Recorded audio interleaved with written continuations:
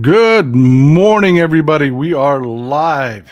Got a very important show for you today. I do apologize for starting with this, but hit the subscribe button, hit the thumbs up button.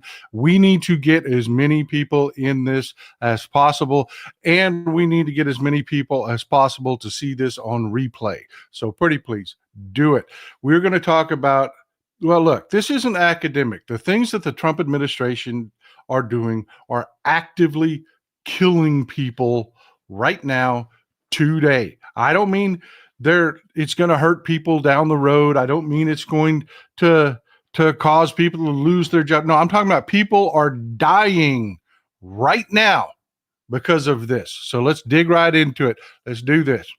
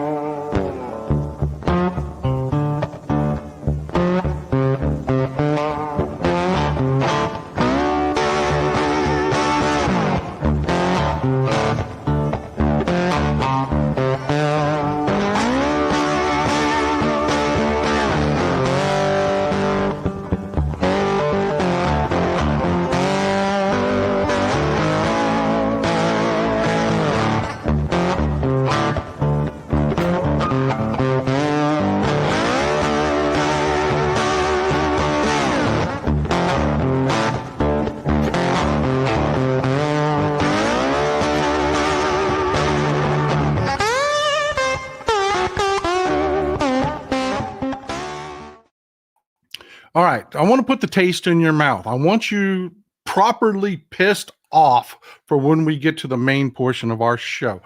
I want to start with this. This is happening. Folks, this is the Bureau of Fiscal Service. And if you say that you know what the Bureau of Fiscal Service is, it's a test. You're lying. You're lying. You don't. Nobody knows what this is. It's one of the smallest bureaus there is in the government, but it does one of the most important jobs in the government. The Bureau of Fiscal Service handles about 6 trillion with a T, trillion, not billion, trillion dollars worth of financial transfers every year. They are the people in the government that literally pay the bills. They're the ones that run the software programs where they take and they set up every dollar, dime, nickel, penny, whatever that Congress has allocated. When it is time for that money to move out of the Treasury into wherever it's going, they do it. They do it. Sounds like an important job, right? I mean, fairly critical, fairly important, something that you wouldn't want just everybody to have access to. Am I right? Am I right? I mean, the Bureau of Fiscal Service, I mean, to me, it sounds like a critical part of the government that you would want grown-ups to run. And that's the way it's always been run. They limit access to just handful. It's just a handful of people that have access, period. It's the grown-ups in the room. So now I want to introduce you to David Lebrick. David Lebrick has been the acting Treasury Secretary. And just a little FYI about David Lebrick. David's not political. He's not. He's never been political. He is a longtime employee of the Treasury Department. He's the highest ranking civil employee in the Treasury Department. And as we've been waiting for Scott Bessent who has been confirmed to move into the job, David Lebrick kept everything moving. He kept doing the job of Treasury Secretary. Well, after he was done, he was supposed to go right back to his job, his non-political civil service job. The man's got skills. The man has skills. He's been doing a good job keeping the ship going the right direction. Well, guess what? He's leaving our service. He's out of the government. Why? Because Elon Musk got the boop, boop, boop, boop, boop, boop feels. because Elon Musk wanted access to the software programs run by the Bureau of Fiscal Service. And Elon Musk's little minions from Doge showed up, and David Lebrick said, no, you people, just to keep in mind, we talked about this in the last show. These are the same people that have been, the same kind of people that have been sending out memos to the different departments that are so ham-handedly stupid. They're pretending they're the Trump sycophant appointees, but they're writing memos and don't cover their metadata. So anybody is able to take the memo, look at the metadata, and realize, this memo wasn't written on a U.S. government server. This memo was written at a lobbying firm, or this memo was written at the Heritage Foundation, or this memo was, they're able to see that the memos aren't coming from inside the house. These are morons. And David Lebrick knows that. And he's the grown-up in the room. And he understands that you probably shouldn't hand over access to these critical functions to Elon Musk's minions, because Elon Musk is a moron. And why should he have it? What does he want? It's not like there are government employees to fire. I mean, it's not a matter of government efficiency. This is just the clearinghouse, folks. Why does Elon Musk want his fingers in the software programs that run the transfers of $6 trillion worth of your and my money? Well, since David Lebrick was the grown-up in the room and he did the absolute nonpartisan thing and said, no, nobody gets in here. Nobody. You cannot have access to this. Just like the head of the FAA and anybody else that has run sideways of Elon Musk, David Lebrick's been shown the door. He's out. And we don't know, because the Treasury Department isn't responding now that Scott Bessent, this is Trump's appointee, Scott Bessent, has been sworn in as Treasury Secretary. We don't know. I wish I could tell you. I wish I could make you feel better about this. I can't. They're not responding and letting us know. Did Scott Bessent give Elon Musk and Doge access to this software, to these programs? I don't know. And we won't know until something horrific happens. Because the corporate media sure as hell isn't going to tell you. They are too busy sucking up. And I'm going to show you later on just a horrific way in which they're sucking up. And I want you to just keep in mind what these Broligarchs are doing, what their point of view is. We talked about Grover Norquist and his famous quote. He wants to shrink the United States government down to the size of a baby so he can drown it in a bathtub. So Elon Musk and sends out, to every government employee gets an email that says, hey, if you quit your job, we'll give you a buyout. We'll pay you through September if you quit. But if you don't quit, we can't promise you your job. Now, I want to talk about that aspect for just a minute. They're trying to destroy the United States government. They're not trying to shrink it. They're trying to destroy it.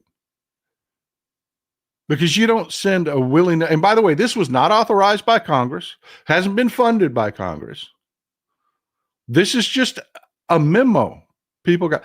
I am sorry, folks. I can't give you legal advice or financial advice, and I'm not doing either right now. But I am telling you, before you decide to take them up on this offer from this memo as a government employee. And from what I understand, most government employees are laughing at this. But before you decide to take them up on that offer, I just want to be completely 100% clear about a few things. This did not go through Congress. No money's been legislated or allocated to handle this. None. And this is coming from Donald Trump's regime. The guy that doesn't pay his fucking bills. Captain Bankruptcy. I would not do business with Donald Trump for anything. For any reason. There is story after story after story after story of Donald Trump just not paying people. And if you voluntarily separate yourself from your job, thinking that you're going to get these payments that Congress has never allocated a dime for, and they don't pay you, you're not entitled to unemployment. You have voluntarily quit your job. So, before doing something rash, like, I don't know, trusting Elon Musk or Donald Trump, talk to a lawyer. Please talk to an employment lawyer. Please talk to a real financial advisor and understand your options and understand what it means if you quit your job and they don't pay you. Don't trust these people. I will tell you that. Do not trust these people. They are awful people. And these are the same people, like I said, they're not trying to shrink the government. They're trying to kill it. Sherry Foster, one big fat scam off the federal government workers. Watch out. And thankfully, thank God, thank you, Sherry, for the support. And thank you for being here, folks. Thankfully, what I'm hearing back is virtually to the man, almost no one has taken them up on this offer. People are not falling for this. Federal employees understand federal employment guidelines. For the most part, I would thankfully, thank God, this isn't creating the crisis that we're in a severe panic about, because this was going to hurt a lot of people. William G. Atheist number one, TP is it is the beginning of the end for the U.S. greenback as the world reserve. That is one of their goals. It is one of their goals. Michael Z. Senate confirmation hearings. I love the way you said it. Confirmation hearings. All his bozos cannot answer a yes or no question. And thank you for bringing that up. We're going to pause for just a second to talk about that. Y'all know that it doesn't matter which nominee it is. They've got the votes, right? I mean, elections have consequences. There aren't enough Democrats to stop any of them. And the Republicans have said they're not going to. They're going to give Trump every nominee he wants. I mean, if you'll put a drunk like Pete Hegseth, a freaking Fox News talking head in charge of the Department of Defense, they're gonna approve them all. And no, it's not the Democrats aren't fighting. It's they literally cannot stop these nominees. They can't. And the way the rules of the Senate are laid out right now, they can't. They just can't. And I had somebody the other day that really didn't understand the civics of it. They were talking about Tuberville and military promotions. Those are apples and oranges.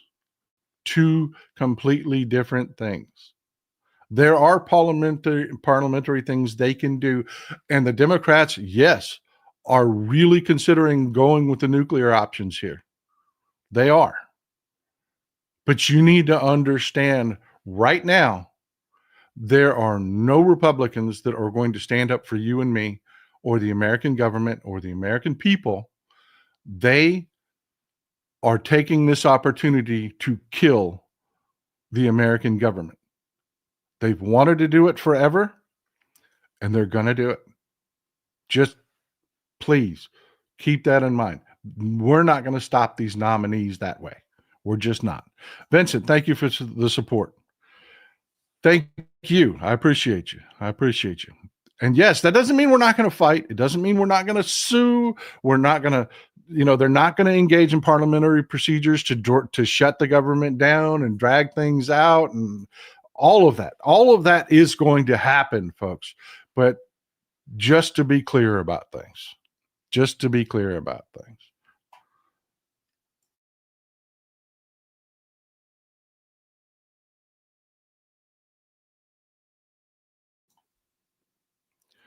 So yeah, so that you understand when we start talking about these next stories, you understand where they're coming from.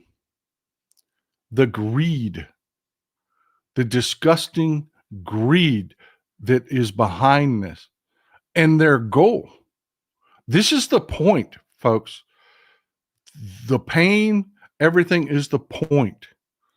Yeah, we talked about Curtis Yarvin last week. He was talking about we need to get over the fact that we don't like dictators. I mean, that is literally what Curtis Yarvin says. Thank you for the support, Monica.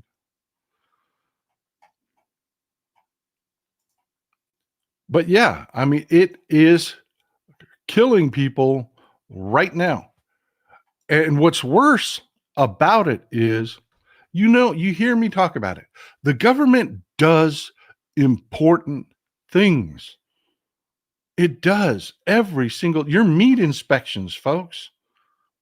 Your meat inspections. And what the Republicans are counting on is, it'll be 6 months down the road before your kids start dying from infected meat because, they're not doing meat inspections like they once were in meat companies. Remember, these are the same companies that just a few weeks ago, under the old system where we had regulation and we had a normal functioning government, they wanted to be able to process pustulated diseased chickens.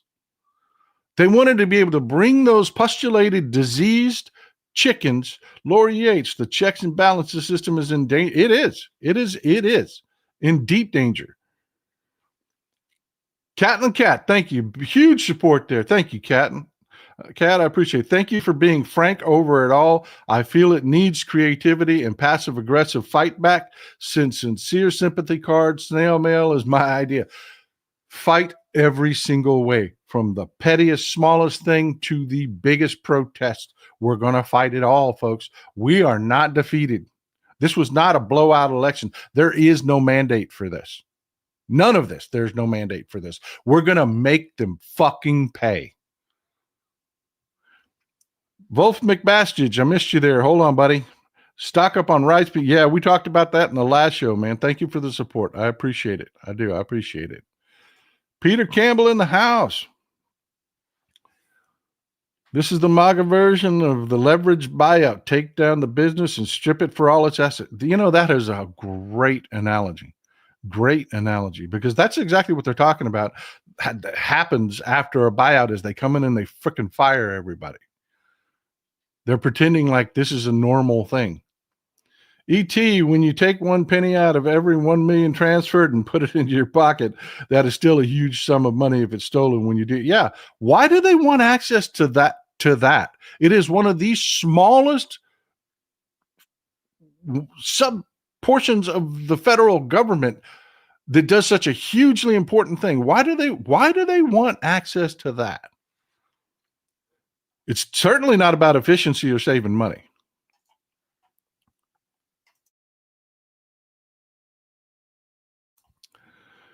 But yeah, not only do we not need to shrink the government in a lot of places, we need to actually grow the government in a lot of places. And you can understand what the real world consequences are going to be. Because, Republicans have blocked us from growing the government in critical places. Every time we hit a debt ceiling, they take stuff like this away. They make us cut funding for things like this. We have needed more air traffic controllers forever. It is one of the most high stress, overworked jobs there is in the country. And we just had a fatal airplane crash. Y'all have been following it, the crash in DC. The controller that was in charge was doing two people's jobs. They were understaffed. There were two controllers there doing two people's jobs. And they're saying it's not normal. And of course, the FAA director is out because he had a beef with Elon Musk, the Broligarch. Folks, that's not the people dying I'm talking about, but yes, that is people dying. That is people dying. Because the government does important things.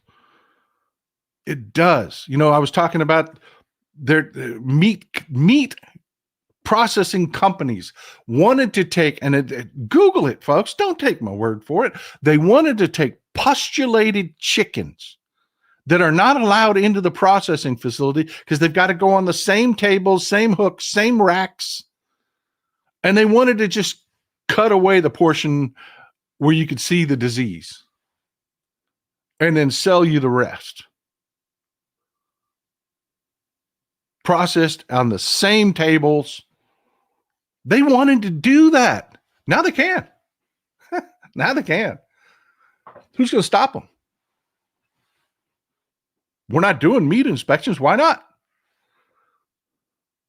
You know, Donald Trump is shutting the government down by not doing his job using impoundment. We're going to do Sunday show. We're going to talk about impoundment.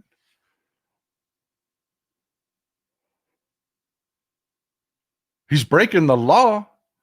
And you've had old Foghorn Leghorn Kennedy from Louisiana. Well, the American people don't really care. That's process. That they don't care about process. They care about policy. He really said that. They are not going to do a damn thing. Every one of them is coming out and saying, and they are saying, well, yeah, Donald Trump's technically breaking the law, but doesn't nobody care? All they care about is the policy. Bullshit. This is why I'm saying, folks, take heart. Not only is this going to be a backlash election, it is going to be a massive backlash election because Republicans are openly defending this shit. And I am telling you, folks, it is killing people. It is killing people. Let's go to the map. 1 second. Let me get it set up.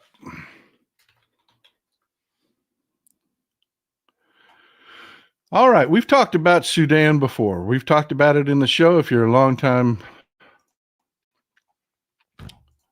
member of our community, you know we've talked about Sudan before and what is going on in Sudan. You see southern Sudan here is green. Just a cliff notes for the people that weren't with us before. What's going on? Okay. A long time ago, Sudan was run by a primarily black government, but by it's just who lives there. I mean, it was a primarily black government. As Arabs moved in, they persecuted the Arabs. They did. They persecuted the shit out of them. Well, the Arabs coalesced together, as persecuted people will do. They got support from other Muslim nations, because there's been a big push to have Islamic governments take over everywhere they can, basically, and Russia. And this is where we get to we'll talk that policy in a minute, okay? So what happened was the Arabs formed together into militias. The most popular, which is the Janjaweed. And the Janjaweed have morphed into today what is called the RSF. Rapid Suppressed Force. But anyways, these are the two people that are battling out. This was the Janjaweed. So did you understand? Okay, we're talking about Sudan here. Let me slow down, Paul. Slow down. This is Sudan. This is Darfur down here, the southern region. This is Khartoum, the capital. All right. This is the area we're talking about. South of Egypt, west of Saudi Arabia and Yemen. This is the area we're talking about. This is Sudan. Paul, why are you talking about Sudan? What's that all about? Well, Donald Trump just paused foreign aid. Just stopped paying it. Congress allocated it. There's nothing legally, there's no reason for it to stop, but he did. This is what's going on. This is the Janjaweed. This is the Arabic militias that have formed together, and they are committing genocide against the black community in specifically more the Darfur region.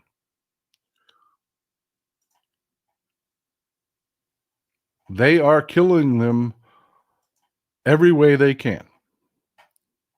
And they've won control. And now there is a civil war. The civil war isn't between the blacks and the Arabs. It is between two Arab factions. You've got General Abdel Fattah al-Burhan here on the left, and Lieutenant General Mohammed Hamdan Dagalo, colloquially known as Hemeti. They are fighting it out. They are brawling it out, which you can imagine what that means for every, the civilians living in Sudan. It means disease. It means starvation. Now, to make matters even worse, we have climate change. And we've seen it here. I mean, you've seen it here. Tallahassee just had a huge snowstorm. It is changing. And when climate changes, it doesn't just mean that it's all drought. We saw the wildfires in California. We've seen what climate change is doing there. They're getting excessive rain followed by excessive drought, which means they're getting huge amounts of vegetation that is dying out, then catching on fire. And that's what caused the LA wildfires. You had massive amounts of dried out fuel because of climate change. Well, this is what climate change looks like in Sudan, and specifically Darfur. This is what it looks like. I showed you the greener regions of the map down there. Great. We're helping them plant crops. But the crops are dying because during and up to harvesting season, they are having ungodly amounts of rainfall. They are being flooded. So they're not able to grow crops, which is immediately followed by massive drought.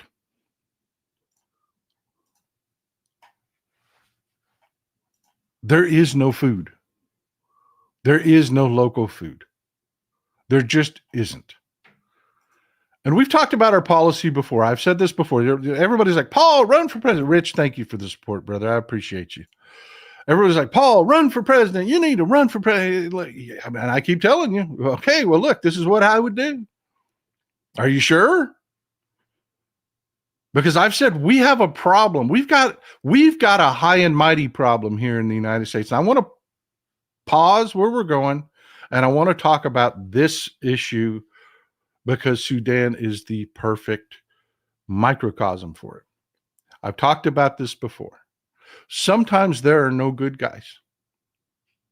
There are nothing but bad guys in a situation. But there are people that are caught up in it. And because we attack our government when they back someone that is a bad guy that ends up doing bad things later, we've stopped. We don't get involved. If there's no good guy for us there, we don't get involved. We're not on either side in this civil war. So it is dragging out and dragging out and dragging out. And in our next example of what's going on, because I'm going to bring this home. This isn't just, stick with me. This isn't just all overseas and people, no, this is coming home. So stay with me. If you don't pick a side when there's two bad guys, these civil wars drag on and drag on and drag on and drag on. And it's the people that die. And I will say it again. Sometimes you have to hold your nose and you have to back a bad guy. Pick the side that you can do business with. Because while we're being high and mighty and polishing our principles, Russia doesn't care. And Russia doesn't do food aid and everything else. All they do is they come in, they make a deal with whoever will give them access to minerals, and they back that side and say, do whatever the hell you want. We don't give a damn what happens to the people. Kill them all. We don't care. That's Russia. If we could come in and back aside and say, look, you're a horrible human being, but we've got to have some sort of normalcy, bring you into the world community. We can use our influence. Yes, they're bad people. They're going to do horrible fucking things. But the way we do it, those civil wars last forever. And then you have disease and famine and starvation. It is better to be involved, even when it's people you have to be ashamed of, ashamed that you ever supported. Thank you, Marsha. I appreciate you. Good to see you here. Hope you're feeling better. So that's what I'm telling you, folks. We have to stop just doing what we're doing. And this is what we're doing. This is what we're funding. This is when they talk about foreign aid and you hear Bubba say, well, we need to take care of our own people first. We don't need none of that foreign aid. Folks, all we're doing in Sudan is funding soup kitchens. This is from a year ago. This is from a year ago. Okay? These people are now starving to death. And this is why.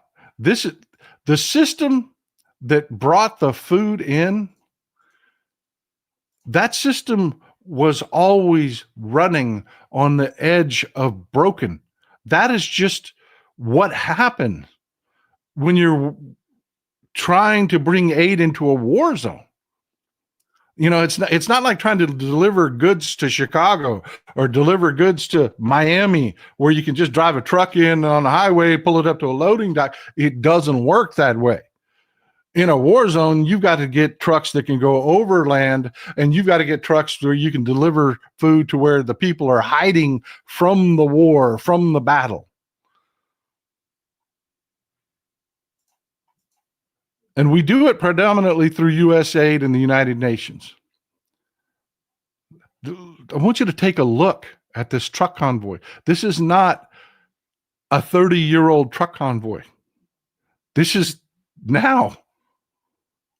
They are constantly running on the edge of broken. And what they do is they run and fund those soup kitchens. And they deliver aid out into the sticks. This is the foreign aid, folks. This is when we say we're sending foreign aid to Darfur.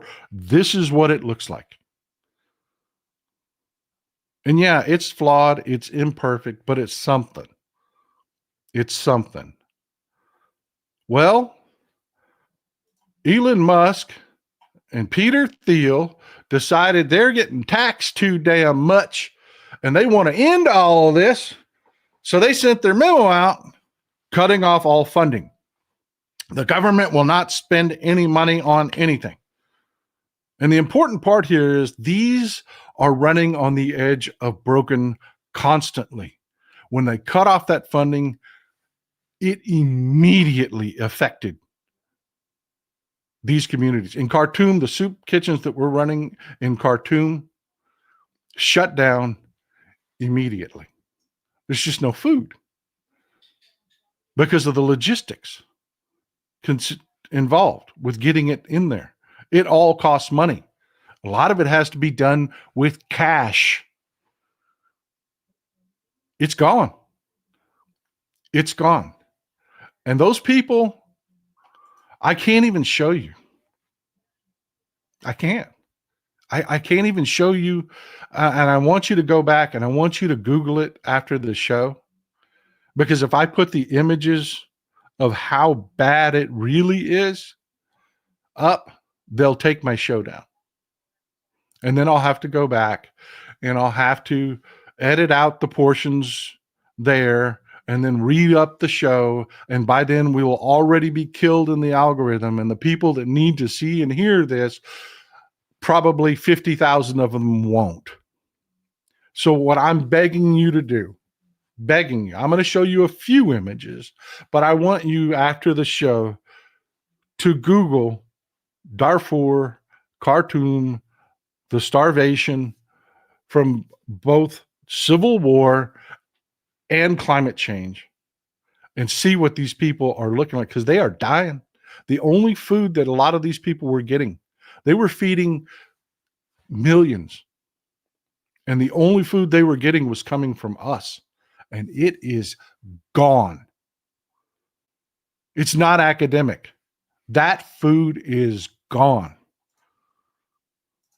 And these people are starving to death. They are. The hospitals are gone.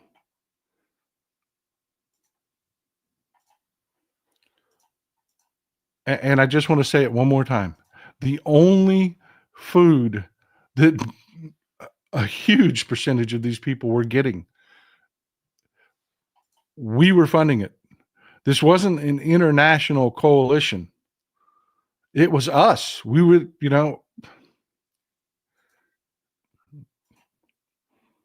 we were the only swinging dick in the room, man. And we're gone. Elon Musk came in and they shut it all down.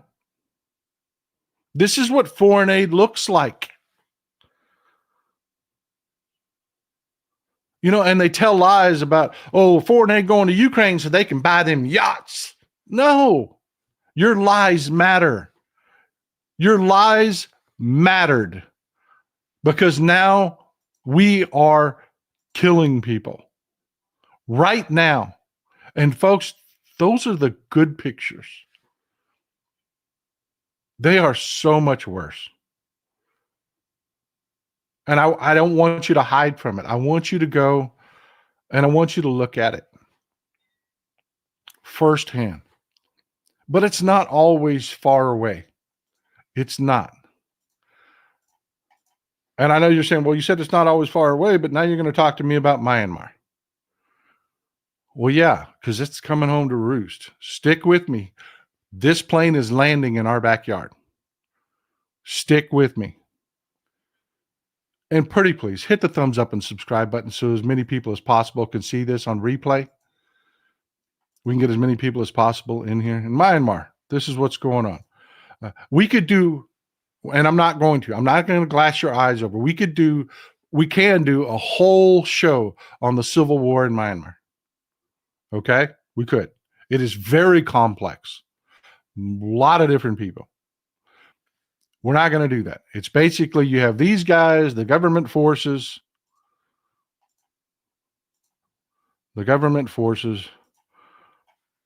These guys are fighting it out with guys like these. These are the Karens. I'll give you a little bit of humor or something to laugh about. These are the Karens. These Karens got guns.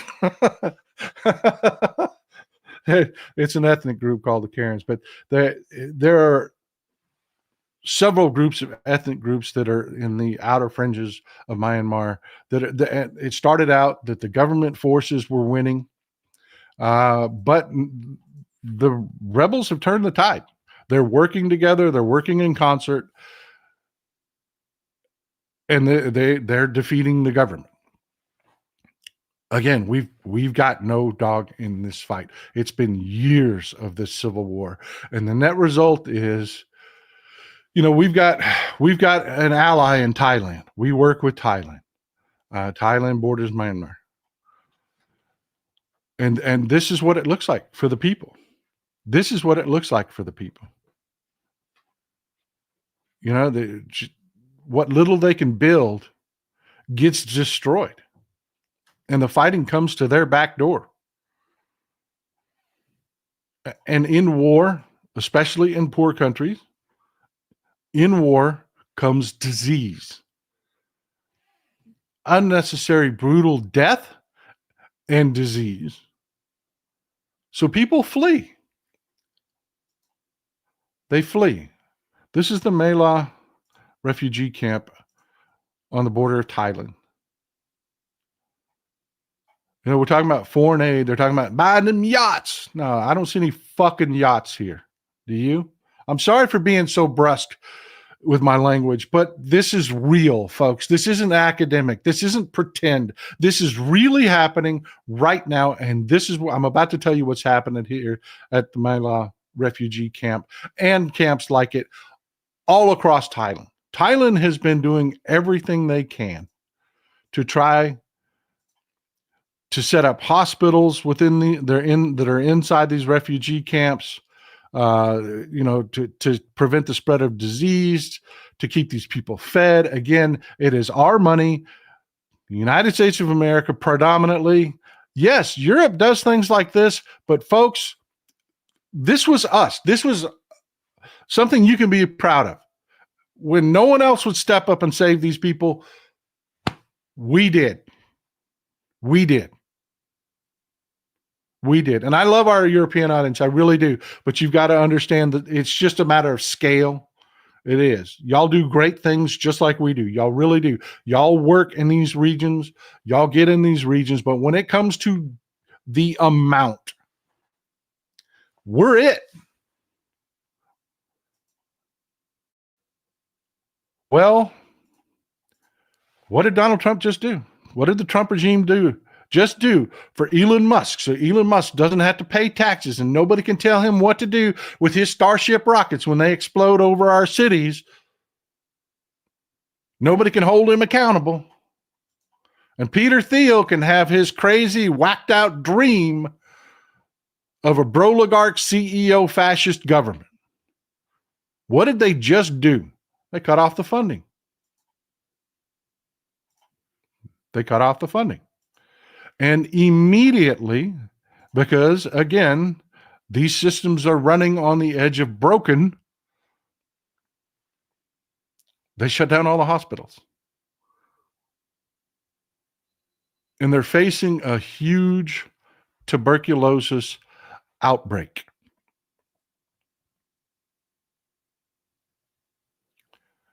So what they did was they went to all the patients, they divvied up the medication that they had, and they handed everybody about a week's worth of medication and said, get out. And they shut the hospitals down. Something that's not easily restarted. It takes time, but they're gone. And I need that concept to sink in. They're gone.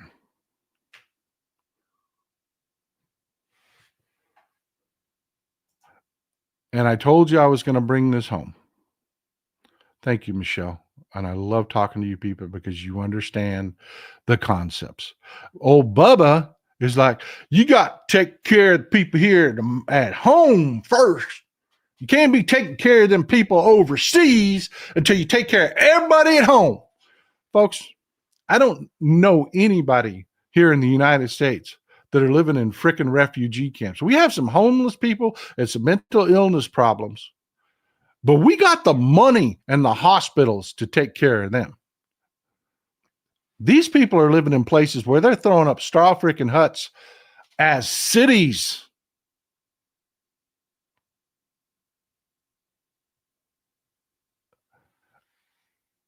And it just keeps getting worse.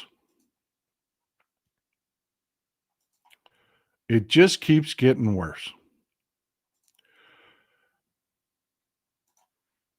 Not only did they cut off aid, but the Broligarchs, because they don't want to pay them taxes, halts all communications and freezes research grants. Our health agencies cannot talk to us or the World Health Organization to know what's going on, when, and where. They can't. That's what the Broligarchs did. They thought it'd be really cool to cut us off, because can't have them globalists. Can't have them globalists. No. Like the globe doesn't exist. Kurt Atchin, thank you for the support, man. I really appreciate you. Thank you. You allow me to do this for a living, and I'm grateful. The Broligarchs want to establish the network states, privately run corporate secession projects designed to siphon labor, crypto Ponzi investment, look good while the rest of the world goes to hell. Hell, we're going to go to hell. It won't just be the rest of the world, friend. It won't be. We put these safety nets in place for a reason. They didn't do it because it was Tuesday and they were bored. They did it because really freaking ugly things were happening right here at home. And when we stop doing them, we go back to that. Peter Campbell, it's all about scale. The GDP of the EU is about 17 trillion. GDP of US is 28 trillion. Yeah, and that's all of Europe.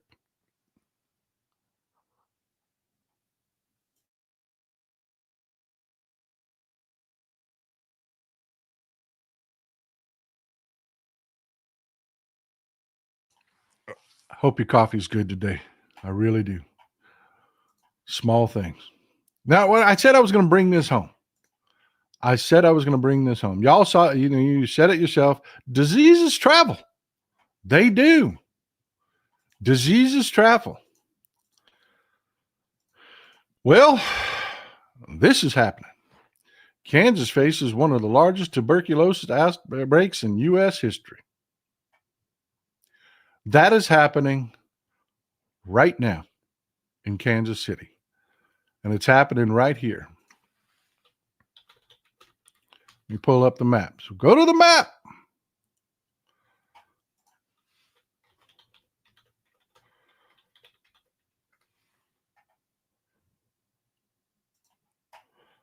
All right, here we go. Go to the map.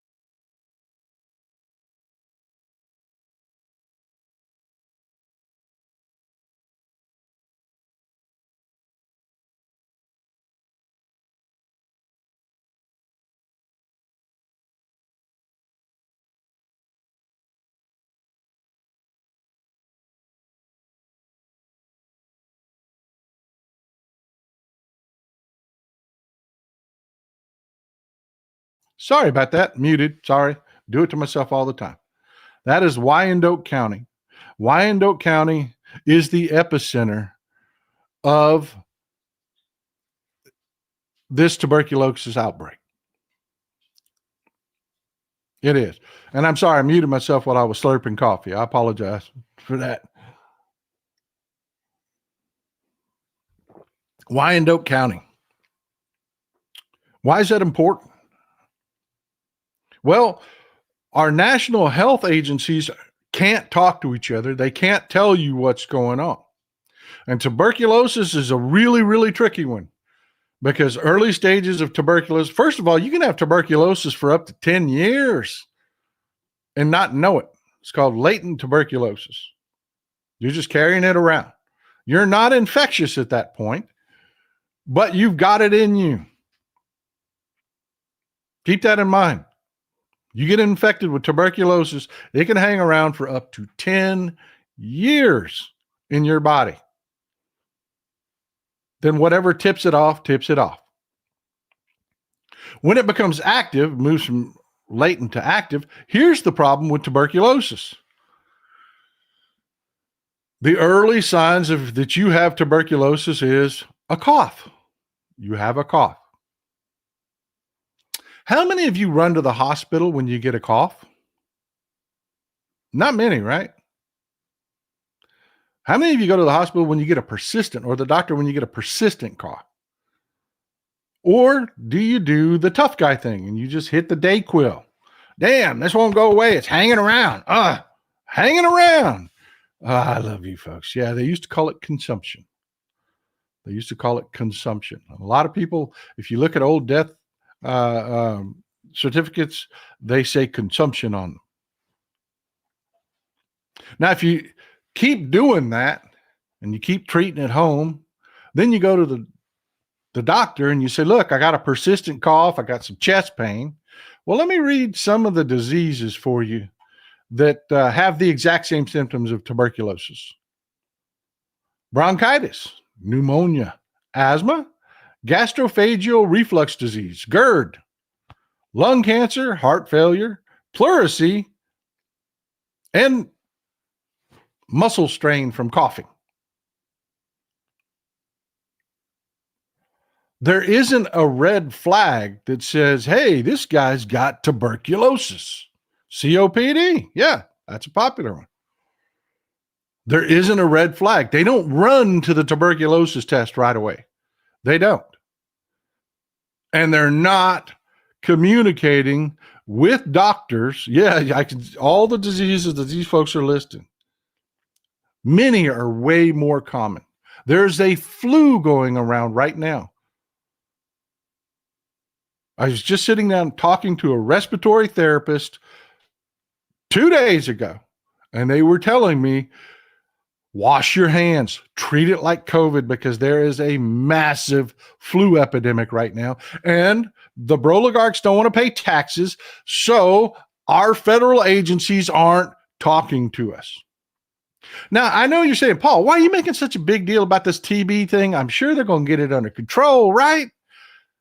I'm sure they're going to get it under control. I mean, what could possibly be happening in the next few days that would make this a problem? A bunch of guys just got a cough, man. That's all. Just got a cough. Take them a Dayquil. Because, for every person they've diagnosed with TB, how many would you speculate that are out there that have it? Because TB is bacterial. It's not viral. It is spread when I talk, when I sing, when I scream, or when I cheer. Guess who's going to the Super Bowl in a few days? Guess who's going to the Super Bowl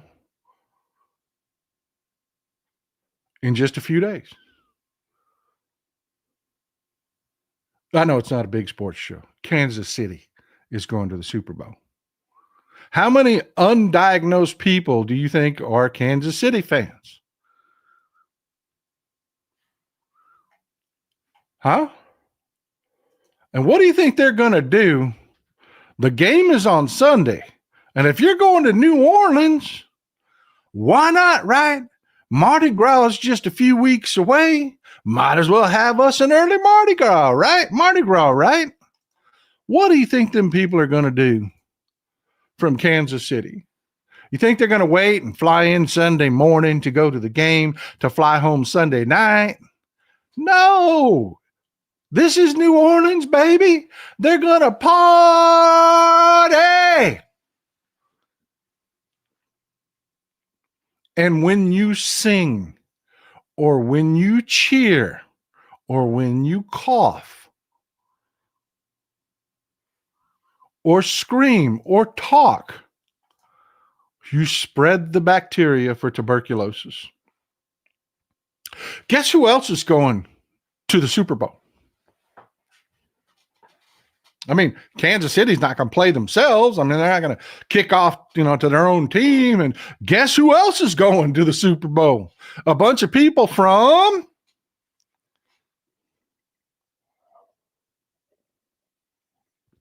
come on, y'all know this. A bunch of people from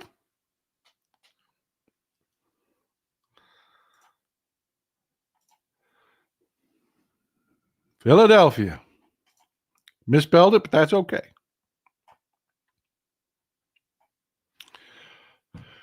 Bunch of people from Kansas City, many of which are undiagnosed carriers of tuberculosis, are going to go to New Orleans. And they are going to spread tuberculosis to the people of New Orleans and to the people of Philadelphia. Now, guess what everybody's going to do on Monday morning after the Super Bowl's over? Guess what everybody's going to do? Cat and Cat, thank you for the support. I appreciate you being here. I really do. Oh my God, I'm not a sports fan, and I didn't think of what a storm is coming with the photos running straight for isolation. Might get his wish at a very bad time, in my opinion. No kidding. No kidding. Shadowette 1950, zoonosis, transfer of TB from bovine to human. No health testing at meat packers. Yeah.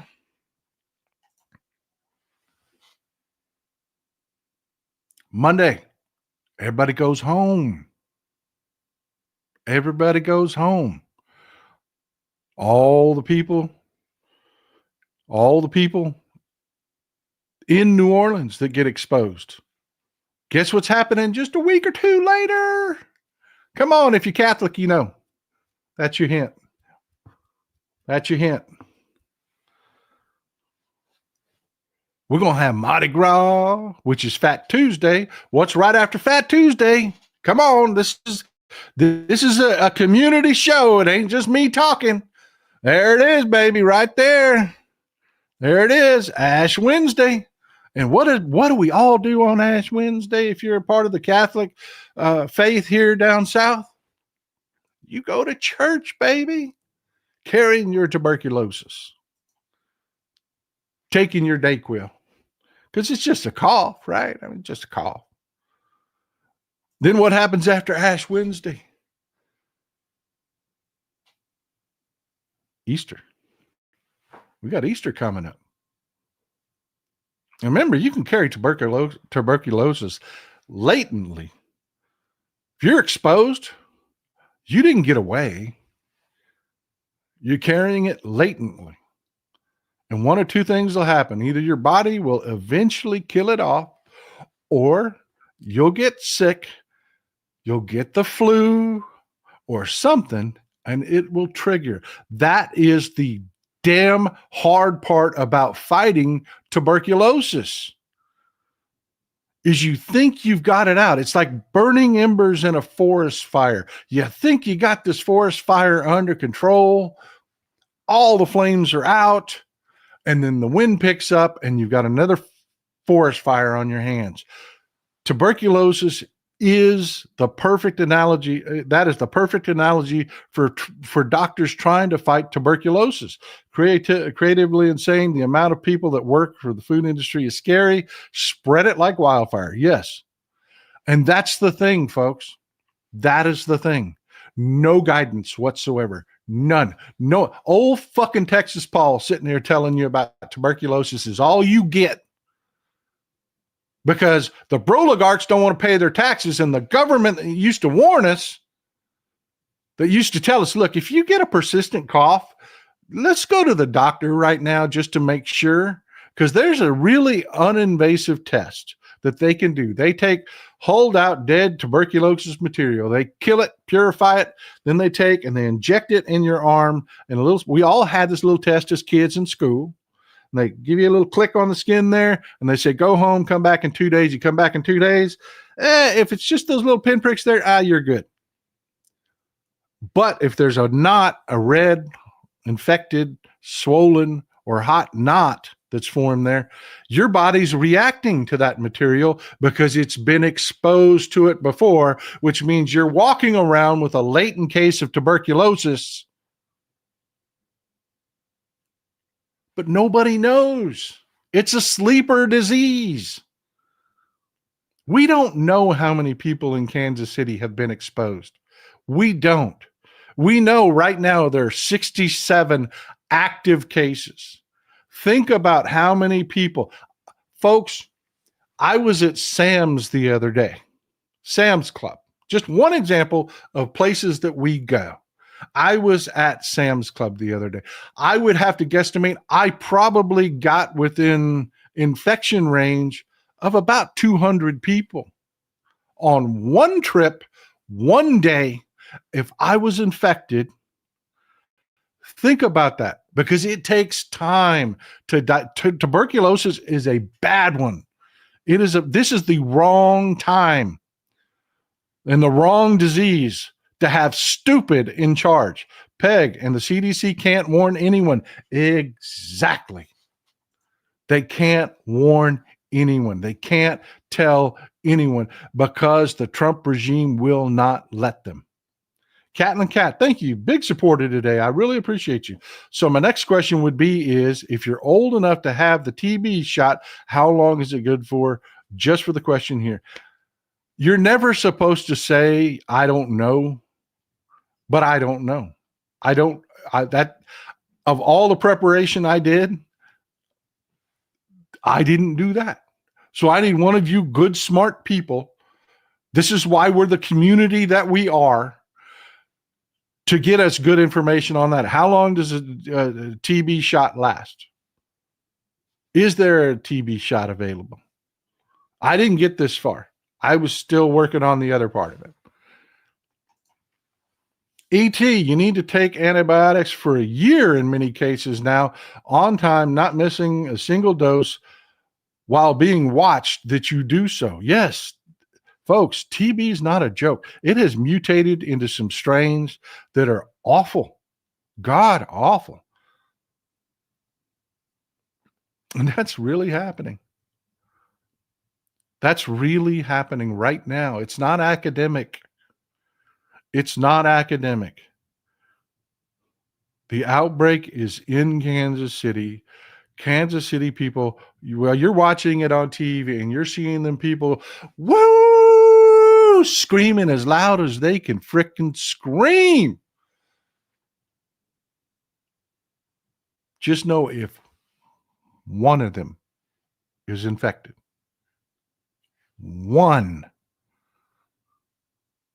we just had a super spreader event. And Trump is president.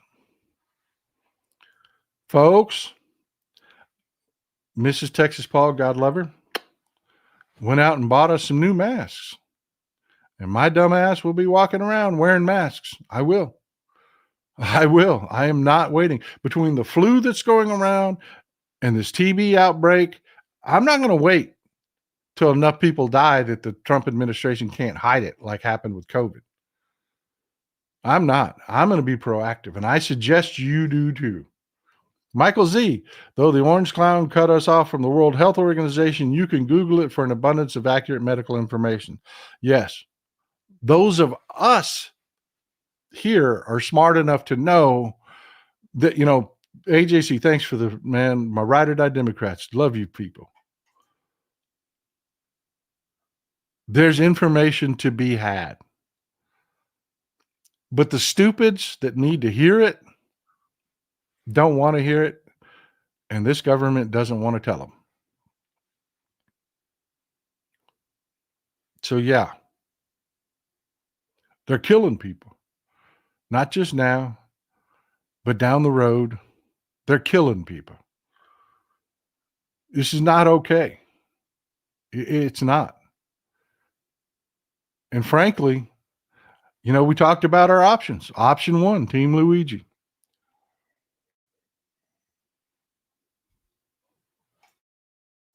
But every time I even mention that, I get nasty gram emails from people telling me, how dare I? Option two, strikes, protests. Option three, which I am very big on, get in bed with the Democrats. Get in bed with your local Democratic Party. Start winning those local elections. So if the federal government doesn't want to tell you, you'll have a government in places like, I don't know, Kansas City, that will scream at the top of their lungs to their people, if you've got a cough, don't go to the fucking Super Bowl. Elections matter. And start local, because you can make all the difference in the world in a local election. You can. Option two is a real option, one that I am participating in. Me and Mrs. Texas Paul we've always been tight. We have always been tight. But oh boy, you ain't seen nothing like when we really clamp down on our spending. Well, folks, that's what I've got for you today. Let's go into the roundtable. I want to hear what you've got to say. Talk about what you think is important. Thank you again for hitting the thumbs up button. Thank you again for hitting the subscribe button. If you're like me and watch YouTube forever without hitting the subscribe button, you're just robbing yourself, because it's not like like I keep telling people, it's not like buying a magazine subscription or something. It's free. It's just the follow button is all it is. You can hit the subscribe button and the notification button, the bell icon, and just find out when I got new information out. It'll be there when you go to look for it. It's not going to come bother you. It's when you go to look for it. It'll be there and easy to find. That's all it does for you. Do it for yourself. And don't just do it with me. Do it with your hobbies. If you are a bowler, or if you are a woodworker, or if you are into cooking or whatever, there are great sources of information right here on YouTube. All you got to do is find them, hit the subscribe button, and they're really easy for you to find. Do it. Yeah, pertussis. There are a lot of outbreaks right now.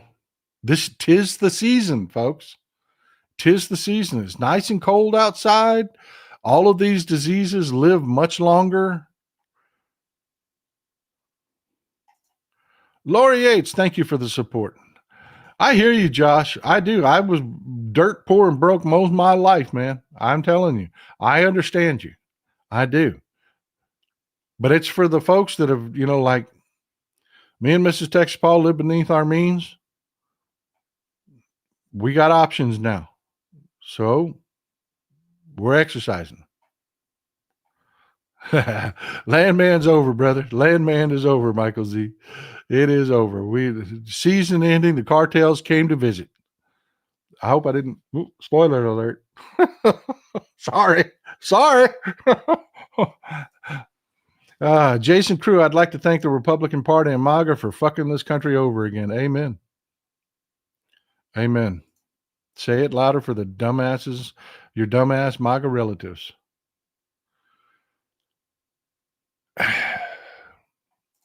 It's just, and I meant what I said, folks. Johnny Potts, Texas Paul, thank you for all the information and the hard work that you've done.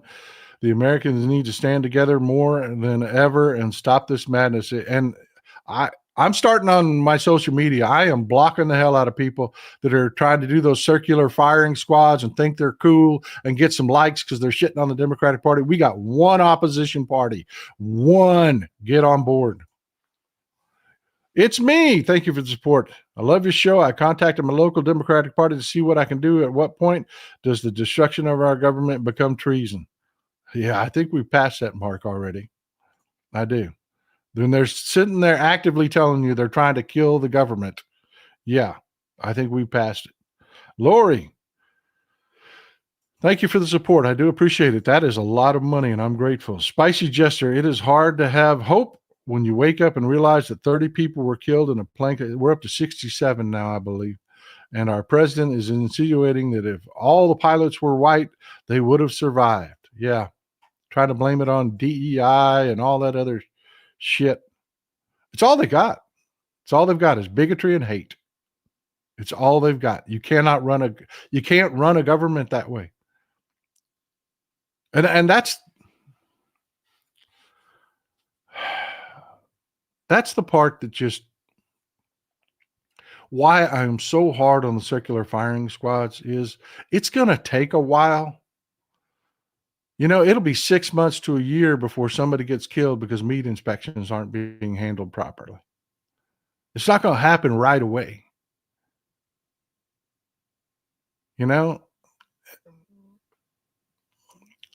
The pain is coming, whether you want it or not. I keep telling people this. The government does important things. And the Broligarchs don't hate the government, just because they're anti-meat inspection. It's just greed. It's just they don't want.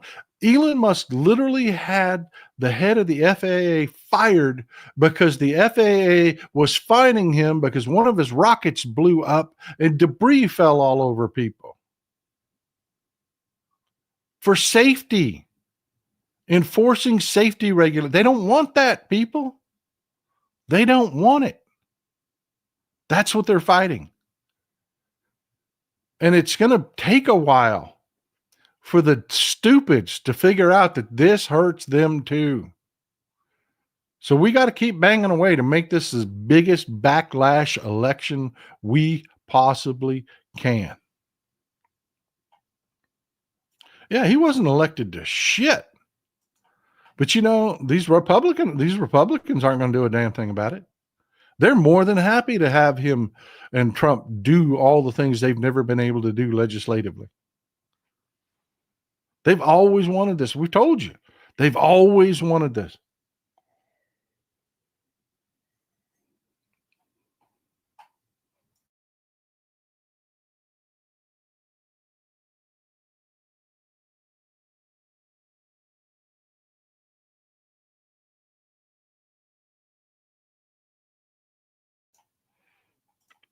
Are we up to 2, Ward? I knew one had been killed in a traffic stop. Are we up to 2 now? By the way, I just did a take for Midas Touch. I'm not going to do a spoiler there. If you want to see it, go to, I'm OG Midas Touch. I've always been there from the beginning when we grew it. We grew it together. And I am cutting videos for them. You can see newer videos from me coming out on Midas Touch. We're going to be working together. I'll be doing at least 2 or 3 a week. Wendy Bauman, thank you for the support. I really appreciate it. Randy Rothweiler, thank you for the support. I know $50 is a lot of money and it isn't easy, and I really am grateful. I am.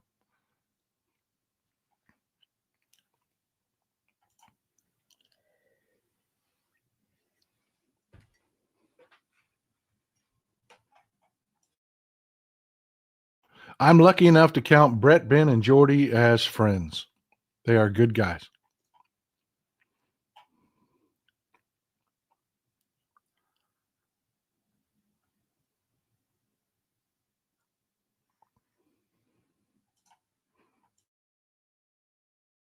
This is one of the things right here that really makes me lose faith. Really makes me lose faith. And yes, Rhonda, yeah, you people keep renewing my faith, but get your booster shots. Absolutely. And Mark, thank you for the support. I really appreciate you. But talking about Tesla, what really makes me lose faith, what is Tesla valued on?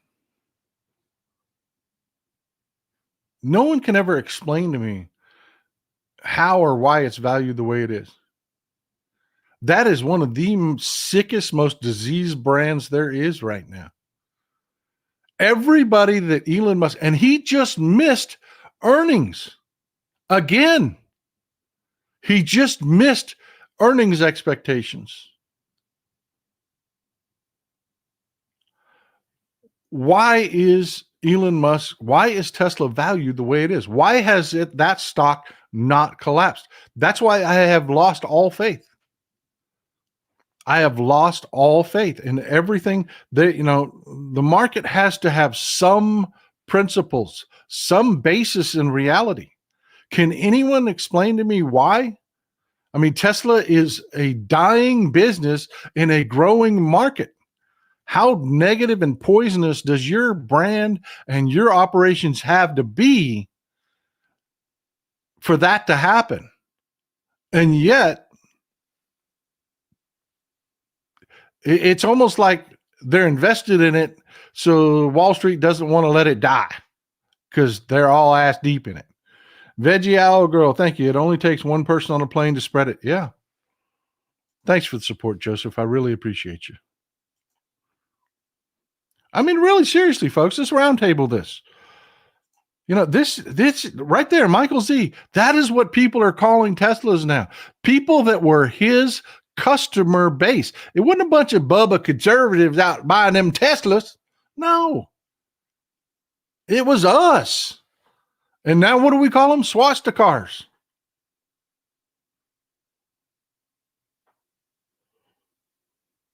Cyber Etzels.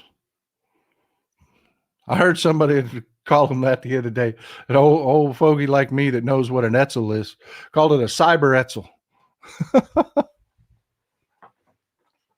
How the hell is that company still valued the way it's valued? With his brand as toxic as it is, its cars as old in design as they are, their market shrinking, not making any expectations whatsoever, and the expectations bar for Tesla, read the articles. Coming up to any report, whether it's deliveries or whether they make earnings or whatever, they will start lowering the bar 3 months ahead of 2 months ahead of. They'll start running articles about why that bar is too high. They shouldn't be held to that standard, and they'll lower it and lower it and lower it and lower it, and then they don't even make those lowered soft expectations.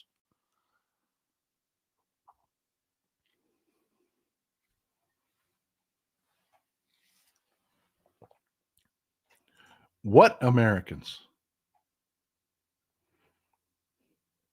What Americans love it?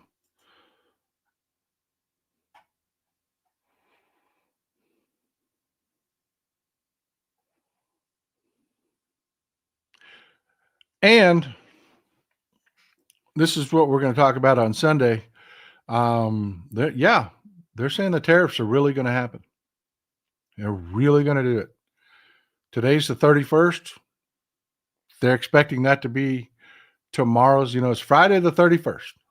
They're expecting Saturday's announcement out of the White House to be 25% tariffs on Canada, 25% tariffs on Mexico, and at least 10% tariffs on China.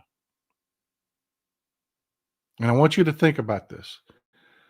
Just from an economic point of view, I want you to think about this. Whether you believe in Keynesian economics or not doesn't matter. Science doesn't care whether you believe in it or not. They just don't. You keep my stress level wherever it's manageable, man. We got to stay in the fight, dude. We got to stay in the fight. We've got special elections coming up in a few months. Let's focus on this. Focus on the next thing. Don't let them baffle you with bullshit. But let's just talk economics for a second. Whether you believe in Keynesian economics or not, these government cuts are going to have a negative impact on the economy. All that rice that they deliver in foreign aid ain't getting bought. And harvest season's coming up. Beans, everything else. Just that one aspect. Okay? So we know that's going to hit the economy. That's going to be a drag on the economy. Tariffs are a huge drag on the economy. Because you and I mean, if you're like me, man, you've only got so much money to spend. And if they slap tariffs on things, you got to buy fewer things. Jeremy Breeden, thank you for the support, man. I appreciate you. So think about that double whammy, that gut, just slice of the gut to our economy, and what that's going to do. On top of MAGA losing all their government services that they didn't know they were relying on. Just imagine for a second, what the next, and this isn't years away.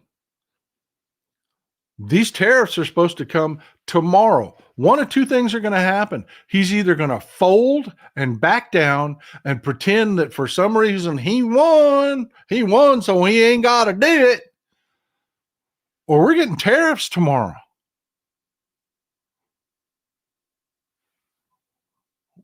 What's that going to do for our economy?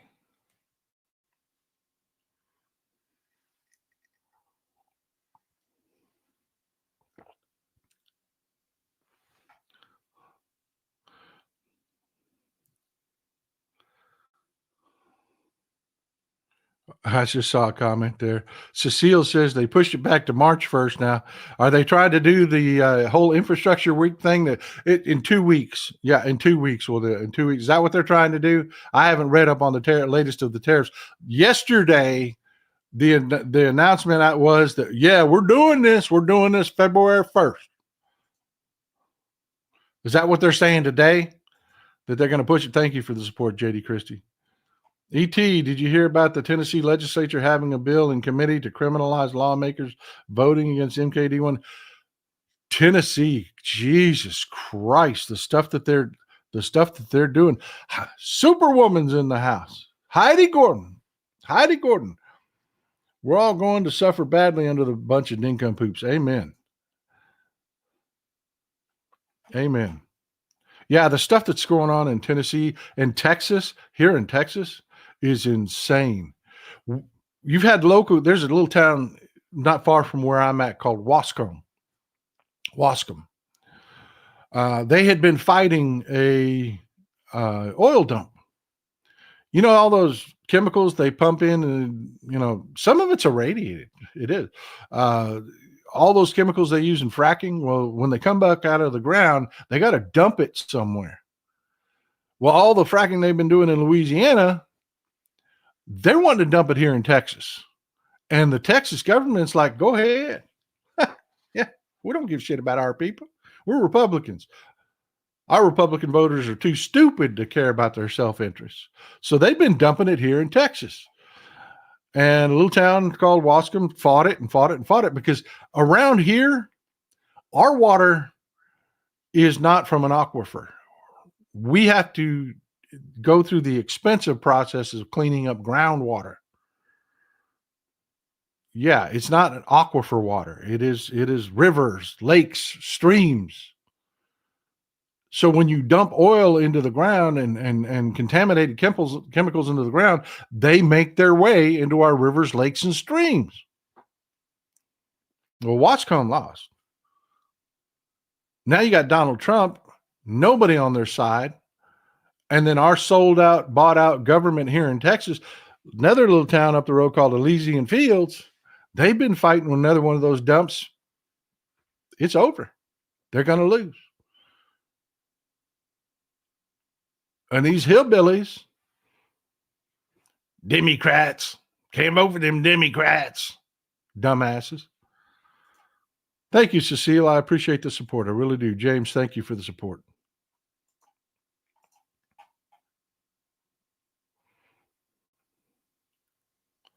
Yeah, EPA stands for eat putrid ashes now.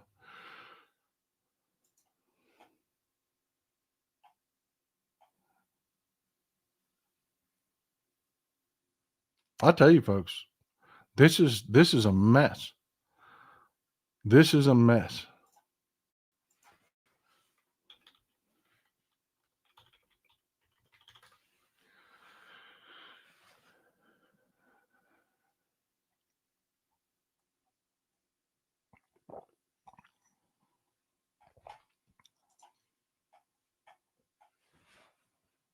Oh yeah. Oh yeah. They're going to cripple your schools, man. Elections matter, and I can't. I'm having you folks help me. I've been getting kind of mad and kind of testy. I've been blocking people because I just don't have the patience for the circular firing squads. I don't. It's like people don't understand that elections have consequences. And that when you let the Democrats be pushed out of power, those Democrats can't do what they've always done. They can't. The reason we haven't had a Republican bulldozing agenda like we have now is because the Republicans were the opposition. They did not hold power. Now they do. And it's like so many people don't seem to get that it was really the Democrats that were really stopping that shit from happening, and now they can't.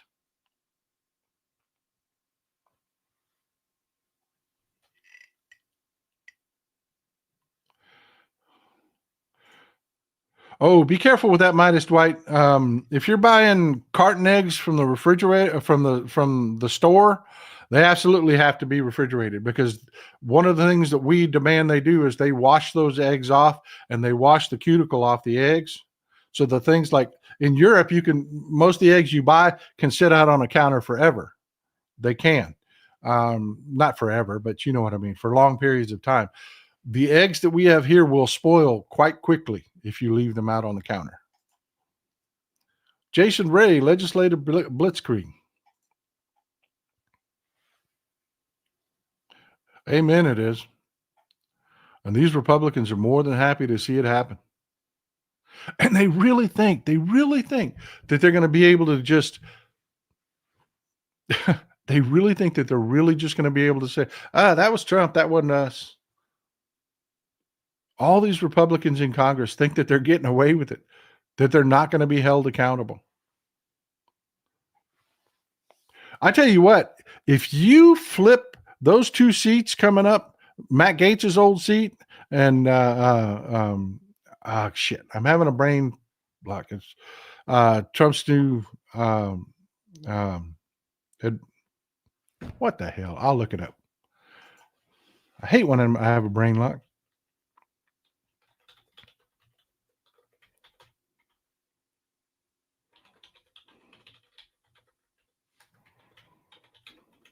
One second, I'll look it up.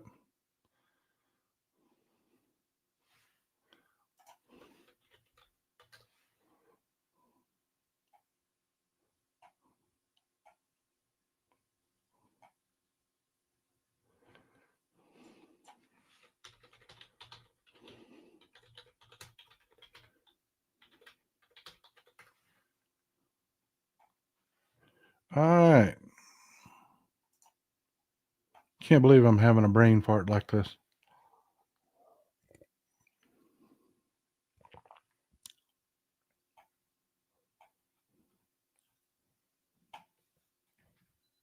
God damn it. All they want to talk about is Matt Gaetz. I can't find it. Anybody else remember what's his name? No, not Stefanik. Stefanik's in New York. Elise Stefanik is coming up also. We can flip that one. We got a better shot at flipping that one. The second Florida seat is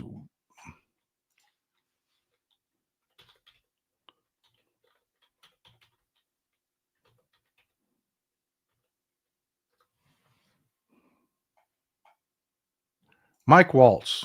Mike Waltz. Damn it. Yeah, his old seat. Mike Waltz. I don't know why. I know who Mike Waltz is. Every once in a while that'll happen. Brain just will not brain. Mike Waltz. His old seat is up for special election also in Florida. If we can flip one or both of those, my God, that would be a massive tectonic shit. Not just it would be earthquake the size the Republicans haven't felt in forever. if we can push this into a backlash here. We just had in Iowa a special election where we picked up a seat that Trump won by 21 points. A district that Trump won by 21 points. Mike Zimmer. Why can I remember a freaking Iowa House seat and not Mike Waltz? I hate when my brain won't brain. Zimmer just won in Iowa. Nobody saw that coming. They thought that was going to be a cakewalk for the Republicans.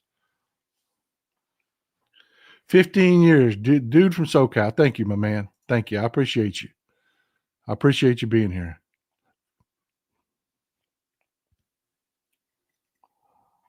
Yeah, it was. It was. I keep telling you, folks. I keep telling you.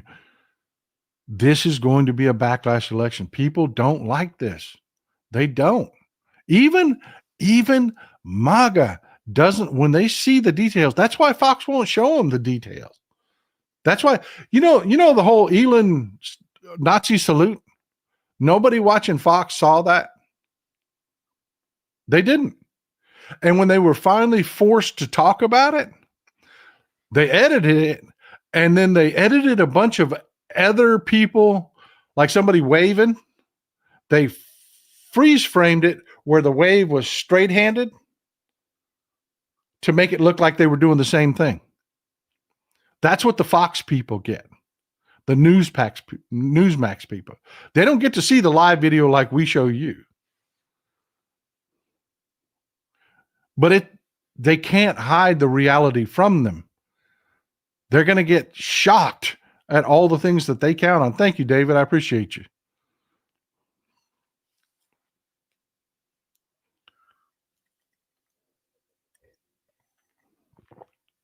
So, folks, we're over an hour and a half. Thank you for spending the time with me. That's what I've got for you today. Thank you for making me feel better about the world. Thank you for showing me that there are still good people in the world, and we're not just surrounded by the stupids. I love spending time with you. You recharge me. I'm grateful. Y'all have a good weekend. I will see you Sunday. Enjoy some Texas cities at night.